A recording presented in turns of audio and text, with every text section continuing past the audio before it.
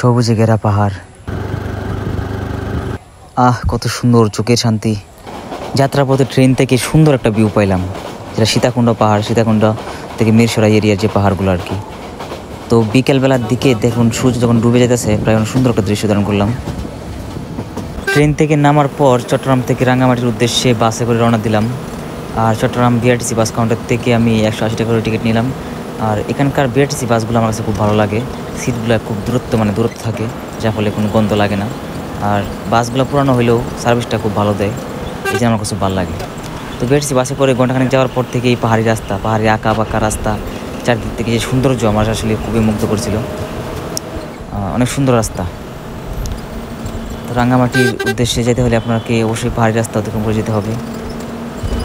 এই পাহাড়ি রাস্তাগুলোর আসল সৌন্দর্য হচ্ছে আপনার বসন্তকালে।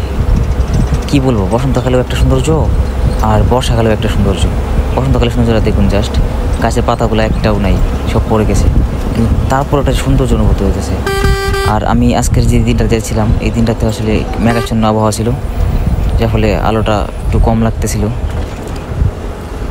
আঁকা বাঁকা পথ বেয়ে বাস চলতেছিল, চারদিক থেকে পাহাড় আর পাহাড়। আর সামনে একটা আর্মি ক্যাম্প লক্ষ্য করা যেতেছে। আর আর্মি ক্যাম্পের কাছে গেলে আপনি কিন্তু ফোন দিয়ে ভিডিও করতে পারবেন না, আপনাকে আটকে দিবে। তো ফোনটা বাসের ড্রাইভারই অবশ্য সিগন্যাল দেয় যে আর্মি ক্যাম্পের সামনে ফোন বন্ধ রাখার জন্য। তারপর এভাবেই চলতে শুরু করলাম। রাঙামাটি শহরের ঠিক 7 থেকে 8 কিলোমিটার আগে আমি নেমে পড়েছি মানিকচুরি মোড়ে। সেখান থেকে সিএনজি করে আমি রওনা দিয়েছি নানিয়ারচর উপজেলার উদ্দেশ্যে। অনেক সুন্দর আঁকাবাঁকা পথ, সিএনজি করে যাচ্ছিলাম। আর সিএনজিতে পুরোটাই পাহাড়ি রাস্তা, চারপাশে সবুজ আর সবুজ। আর দু চোখ যেদিকেই যাইলো সেদিকেই পড়লো শুধু আনারস আর আনারসের বাগান। আনারসের বাগানের পাশাপাশি মাঝে মধ্যে ড্রাগন ফল এবং বড়ই গাছের বাগান দেখতে পেলাম মাঝে মধ্যে। চারপাশটায় সবুজ, আর এখানে আনারসটাই বেশি হয় বিশেষ করে। আর নানিয়ারচরের কিছু সৌন্দর্য আপনাদের সামনে তুলে ধরলাম।